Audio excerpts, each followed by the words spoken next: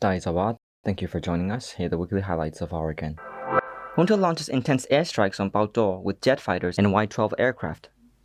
Junta personnel, police, and families evacuate Sittwe for mainland Myanmar. Arakan Army sets 5-year prison term for kratom cultivation in controlled areas.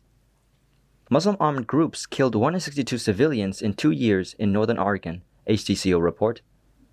Culture exchange forums promote social harmony in held areas of Arakan State. Only 2 Arakan political prisoners freed in Junta's Peasants' Day amnesty. Fighting has continued across Arakan State for more than 2 years as the Arakan Army presses its offensives against the Junta. From March 2nd to 8th of 2026, we'll be covering the conflict and other regional highlights of Arakan. Junta launches intense airstrikes on Pauktaw with jet fighters and Y-12 aircraft. Myanmar's military regime carried out heavy airstrikes on Pauktaw Township, located about 16 nautical miles east of Sittwe in Arakan State, with military sources reporting at least 33 aerial attacks between 9 p.m. and 11 p.m. on March 6th. According to a military source, 4 Junta jet fighters repeatedly bombed areas near Rakhine and Kratom villages, while 2 Y-12 transport aircraft dropped bombs at least 25 times during the operation. Detailed reports from military sources indicate that 4 jet fighters carried out 8 bombing runs near the 2 villages, firing 13 rockets. At the same time, the 2 Y-12 aircraft dropped a total of 93 bombs. The intensity of the airstrikes has forced thousands of residents from Pauktaw Township to flee to safer areas. Villages affected by the recent bombardment include Kratom, Arakan, Arakan, Demo, Manoteri, Modogri, Ledobyan, and Rakhine. In neighboring Sittwe Township, clashes have escalated alongside the Arakan Army's offensives. Military sources reported fighting in at least 14 locations along the border between Sittwe and Peasants townships. To support ground operations, the Sittwe-based No. 12 Police Battalion and Light Infantry Battalion 20 fired at least 50 multiple launch rockets into the conflict zones. The Arakan Army is currently launching a dual land and sea offensive against the Srimonga Naval Station north of Sittwe, while the regime continues to mount a defense with heavy artillery support. Junta personnel, police, and families evacuate Sittwe for mainland Myanmar. Amid escalating clashes in Sittwe, more than 400 Junta personnel, police officers, and their family members have reportedly evacuated to mainland Myanmar via waterway. According to Sittwe residents, 15 vehicles were transported by ship from Sittwe to mainland Myanmar on March 3rd. Each vehicle was estimated to carry about 30 people, bringing the total number of evacuees to more than 400. Fierce clashes are currently unfolding between the Myanmar military and the Arakan Army in Sittwe Township. The Arakan Army is reportedly launching offensives against military outposts near Zomade Village and Srimonga Naval Station on the border between Sittwe and Peasants townships. Residents reported that Junta battalions stationed in Sittwe have been firing heavy artillery toward areas bordering Peasants Township, with continuous shelling heard again today.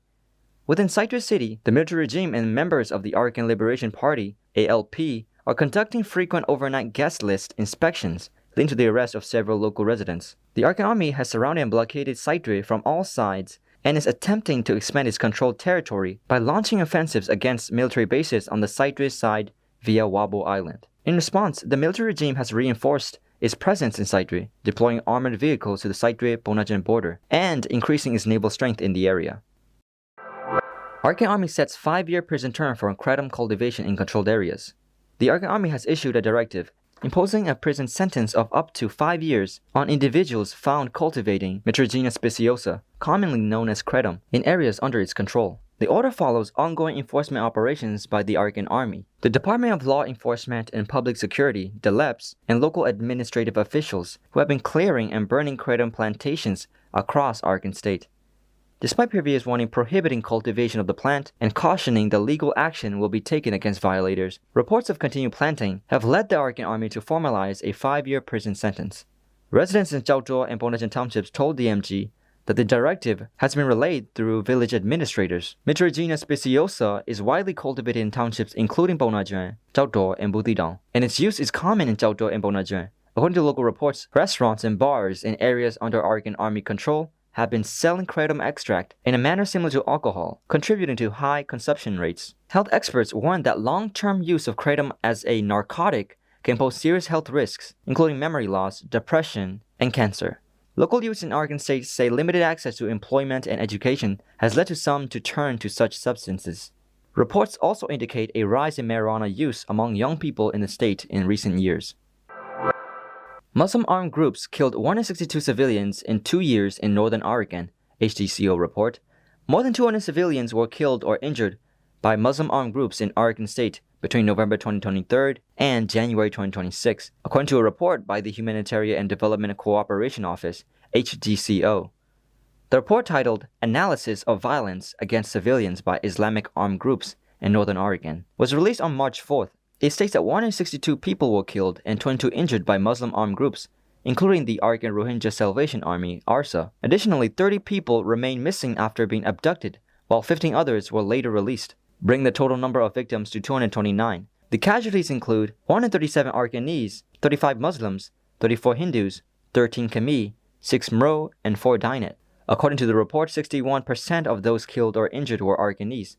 The document also records 13 mass killing incidents that resulted in the deaths of 48 civilians. Notable cases include the killing of 7 Khmer ethnic people in Buthidaung Township on July 19, 2024, the burning and killing of 4 civilians in Ombala Ward in Mount Dor in August 2024, and the shooting of 4 civilians in Buthidaung in March 2025. The report highlights various methods of killing, including victims being burned alive, shot inside their homes, killed during village raids, ambushed on roads, or executed after being abducted while traveling or working. HDCO said the armed groups targeted victims based on several factors, including accusations of supporting the United League of Arakan Army, religious rivalry, attempts to establish an exclusive Islamic enclave, and suspicions that some Muslims were collaborating with the Arakan Army. Vulnerable minority groups were also targeted due to their distinct religious identities. Furthermore, the report alleges that in 2024, the military regime systematically collaborated with these Muslim armed groups, allowing violence against civilians and supplying weapons and ammunition via the Navy. HDCO said the international community has largely focused on the plight of the Muslim population while overlooking violence suffered by Arakanese, Hindu, and other smaller ethnic minorities. Urging immediate international intervention, the HDCO argued that the actions of Muslim armed groups in northern Mount Dor do not constitute self-defense, but instead bear the hallmarks of genocide against civilians. Culture exchange forums promote social harmony in AA-held areas of Arakan State. A series of culture exchange forums aimed at promoting social harmony among diverse ethnic communities are being held across territories controlled by the Arakan Army in Arakan State. According to organizers and participants, the discussions have been hosted in Pauktaw and Buthidaung Townships since last month. The Pauktaw event took place on February 17th, while the Buthidaung Forum was held on March 6th. The forum in Pauktaw featured Arakanese and Muslim youth, while the Buthidaung event saw broader participation from Arakanese, Mro, Chakma, Khmer, Thet, and Muslim communities. Participants said the development of social harmony in Arakan State depends on the constructive dialogue and the sharing of traditional cultures among the state's diverse ethnic groups. The culture exchange programs included traditional dance performances, presentations on ancestral customs, and exhibitions of ethnic cuisines. Muslim youth participants said they were encouraged by the inclusion of the community in the exchanges, noting that they observed improving relations among ethnic groups in the state.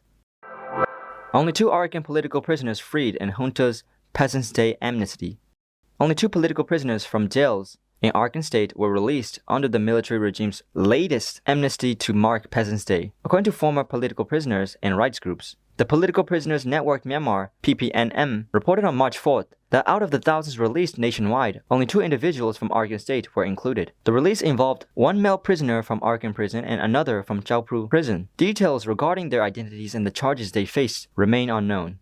Former Arakanese political prisoners viewed the negligible number of releases as a deliberate act of oppression, suggesting the regime is intentionally targeting Arakanese detainees due to its ongoing military defeats in the region. However, PPNM data from March 4th indicated that only 4,403 political prisoners were actually released across 33 prisons nationwide. Arakan and Kachin states, both hotspots of intense fighting, saw the fewest releases.